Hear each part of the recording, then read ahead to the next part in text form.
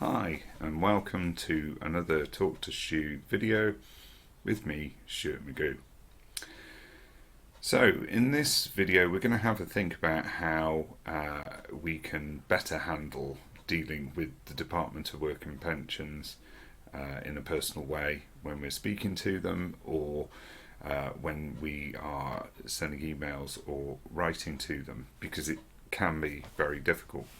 Often when we're dealing with the DWP, they will send us some information or an update about our benefit that will cause us some stress. So it might be that you receive a sanction, it might be that your claim has been denied, it might be that your appeal has been denied, or whatever it is. It could be something small, it could be something big.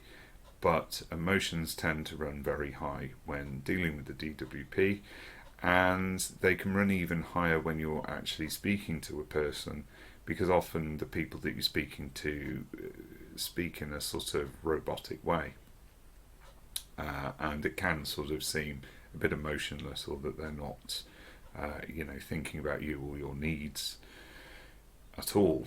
And generally speaking, when we come up against this kind of attitude or treatment, we have a tendency to become irksome, and it might be that we lose our temper or we speak in an aggressive way, and maybe even go as far as insulting the person that we're speaking to.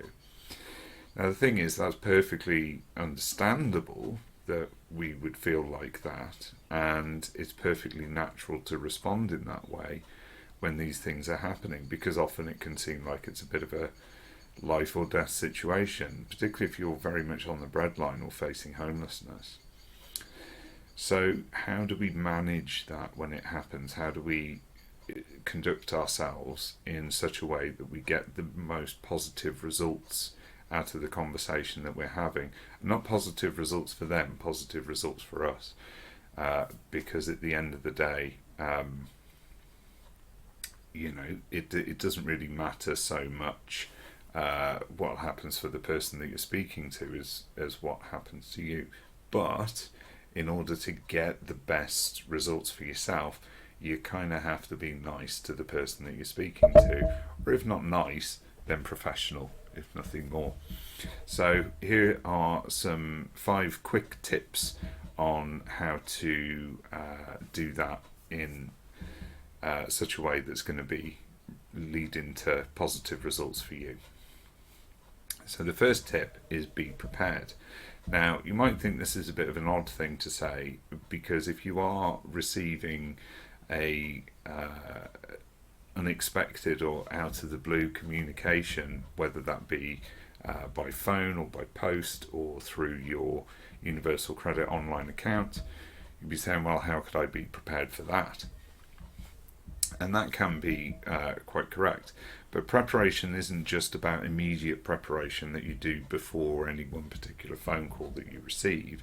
It's also about how you keep all of the information, documentation that you might have received, and how much you understand your own circumstances. So the more informed that you can be about previous correspondence that you've had with the DWP, any correspondence that might relate to your account or to your payments, any payments or any information that you've passed to them about your earnings, sick notes, things like that. Taking copies of everything, keeping files on things, keeping those files in date order, and having that stuff readily and easily accessible should the time arise that you need to access something quickly, really does pay dividends. Particularly important if you're dealing with any kind of disability benefit, any reports, medical reports that you receive, any doctor's appointments, any assessments that you have. All of these things are really, really important to be able to have them to hand, so that you can easily reference them. So the example I'm using through this video is if you've sent in a fit note and they claim that they haven't received it. Taking a copy of your fit note if you can when you get it. They used to be called sick notes. Why they're called fit notes now, I'm not quite sure, but obviously it's proving that you're unwell and too unwell to work or too disabled to work. Keep copies of them. If you are ever posting them in, try and send those in recorded delivery if you can afford to do so.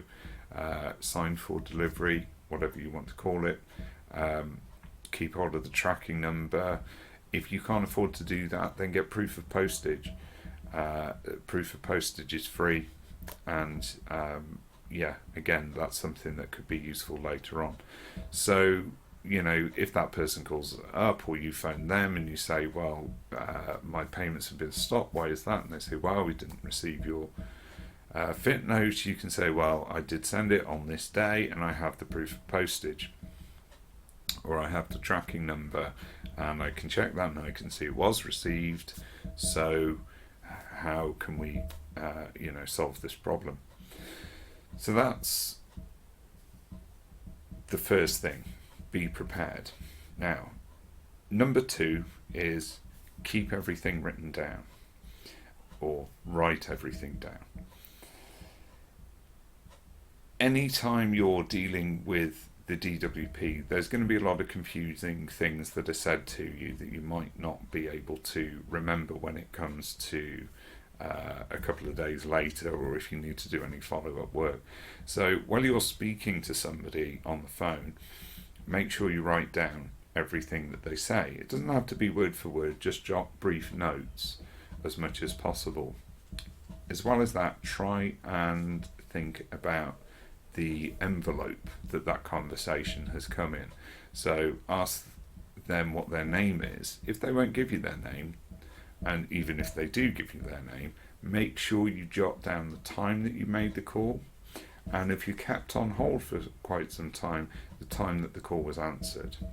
Okay, that could be useful in future if you need to sort of back up the fact that you had this phone call at this time when forming an appeal or something like that. So that's quite important there.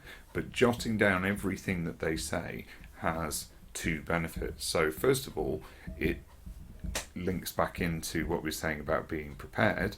You are in a position where you've jotted down everything that was said to you so that you can refer to that at a later date if you need to, so you're prepared for any future conversations and or correspondence that you might have where you need to maybe provide evidence or something like that, or refer to something that you were told by a particular advisor. Quite often we get conflicting bits of information depending on the advisor that we're speaking to.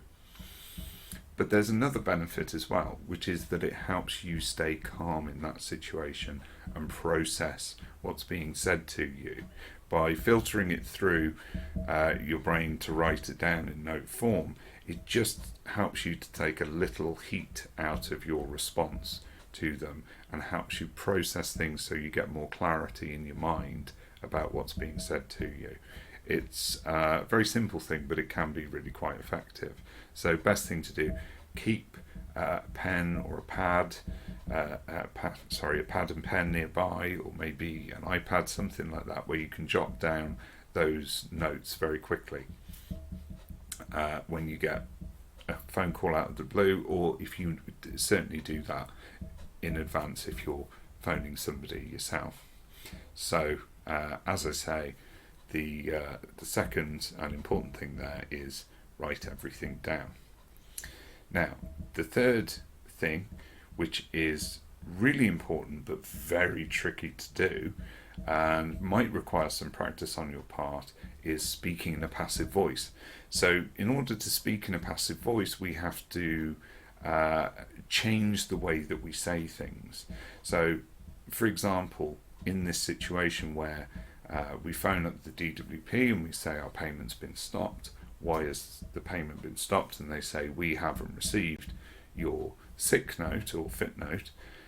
Then responding to them by saying, well, you should have it because I sent it and you've received it, so you should have processed it, this is your fault, straight away, and being sort of accusatory, but using the word you is going to be perceived as being aggressive and possibly even unhelpful to the person that you're speaking to. Whereas if you say to that person, well, I sent that in on this date and I can show you evidence that I posted it in on that date, is there anything that we can do at this point to try and locate that footnote? And speaking in that way, we're taking the onus of the responsibility away from that person onto ourselves. What you have to remember is the person that you're dealing with hasn't personally done these things to you. They may represent an organisation that has, but they haven't personally. And it may be that deep down inside they're on your side, even though they're following the rules that they have to. Like you, they're working to earn a crust. And by changing the way that you say things to them and turning it into that passive voice, you may well get a more positive response from that person. You may not, but at least at the end of the phone call you would know that you kept your cool and you dealt with it in the best way that you could. That's something that when you work as a professional sort of benefits advisor, you sort of learn how to do to a certain extent, but with the greatest will in the world. We all have moments where we lose our temper with them, and it's understandable. But if you can keep that passive voice, then that will be really helpful to you. There's lots of information on Google about the passive voice. It's mainly used as a grammatical term, so you'll find a lot of English language lessons there, and indeed this does come in very useful when you're writing letters or writing emails in your Universal Credit Journal or whatever it is. So certainly give that some thought as to how you might go about doing that, and have a look at some articles online. There are a few YouTube videos that go into more detail about how to speak with a passive voice. So that's tip number 3, speak with a passive voice. Tip number 4, relaxation. This is really important. It's very difficult to be relaxed before a phone call that you're not expecting, but as the phone call is going on, you might find that your feeling of stress and panic and anxiety or anger or any of these things start welling up on you. So there's a tip I would give to you for managing an unexpected phone call where things are getting emotional, and that's having a tactile object that you know very well nearby that you can kind of pick up and sort of fiddle with or play with or touch, something like that, that has a sort of strong physical sensation. So it could be something quite rough or something quite soft, something pleasant to touch, but doing that just helps to ground you in the situation. It's an odd thing that it works like this, but connecting with some physical object that's in the room that you're in or something that's personal to you really can help to shunt the brain into dealing with things in a more calm way. It's a little bit like jotting things down on a notepad. It sort of works in a similar way. So, that can be something that's quite useful. Also, think about your breathing. The more you control your breathing while you're speaking to someone, the more likely you are to be able to keep control of those emotions. So one thing that I always recommend to people is what's known as square breathing, where you breathe in for 4 to 5 seconds, hold your breath for 4 to 5 seconds, breathe out for 4 to 5 seconds, hold your breath for 4 to 5 seconds. And it's difficult to do that while you're talking, obviously, but if the other person's talking to you, that's something that you can try doing. But even if you're not able to do that because of the nature of the call, just consciously think about slowing your breathing down, not sort of breathing in quite a big way, but just gently in and gently out, and that will help you to stay calm in that situation when you've got those feelings of panic, anxiety or anger kind of welling up on you. It's not ideal and it's not perfect, as I say, when you're caught on the hop with something like that, but certainly if you're going to have an arranged phone call with somebody, like your PIP telephone assessment or an appointment over the phone that you have with your job coach, something like that, or if you need to make contact with them to make an inquiry about something that's happened, like say a payment's been stopped, then before you make that call, spend 2 to 3 minutes at least doing the square breathing. In for 4 to 5 seconds, hold for 4 to 5 seconds, out for 4 to 5 seconds, hold for 4 to 5 seconds, and keep repeating that over and over again for 2 to 3 minutes, and it will really help to slow down your heart rate, slow down your blood pressure, and just keep you kind of a little bit calm and relaxed before you start speaking to that person. So that's the important tip number 4, relaxation. Tip number 5, the final tip, and this one's quite an important one, which is get support. So that could be support from a family member or a friend, somebody who cares about you, someone who's looking after you. That's absolutely fine if you can get somebody to be sat there with you at the time when you're making that call. Maybe you've got the call on speakerphone, maybe they're just holding your hand, like literally, maybe figuratively, just by being there. That can pay dividends to you, and it also helps, a bit like writing notes, for that person to be able to reflect on what was said, so that if you think, did they say that, or did I imagine it, you've got that person there to say, well, they did say that. So that's quite good. But if you can get professional support, that's even better. Now, it is thin on the ground, we know that, but certainly if you are the sort of person who might qualify for some kind of advocacy support, then that's something worth looking into. The vast majority of local authorities have advocacy support. If there's some kind of medical issue or social well-being issue that you're dealing with, which pretty much all of this kind of stuff is, then it might be that you're able to speak to a social prescriber at your GP surgery. Now, although this isn't completely rolled out across the whole of the UK, many GP surgeries now have social prescribers who are able to talk and help out with these things, and they certainly may be able to put you in touch with the right services to support you.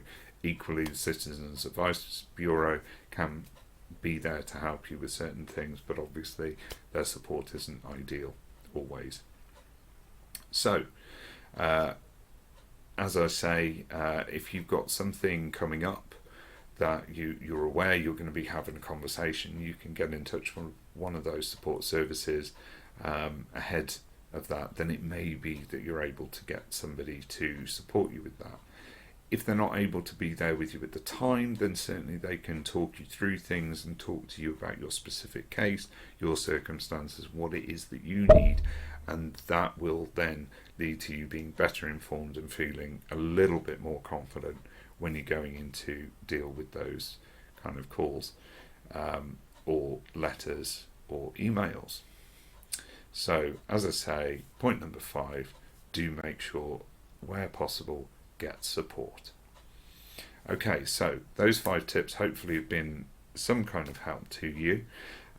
If you would like to have more tips, advice and other things, then please subscribe to the channel. It's very important. Click the notification bell, click the subscribe button, click the like button, and share as well. Share me on Facebook, Twitter, all of these things. Try and get the word out there. What we're doing here is trying to support people as much as possible. So, that's important to do. And equally, if you've got experiences that you can share with the community, pop those in the comments below. A lot of people can be helped out by your support. I've noticed on some of my previous videos where I'm not able to quickly respond to somebody's questions, someone else has jumped in and they've responded and supported that person.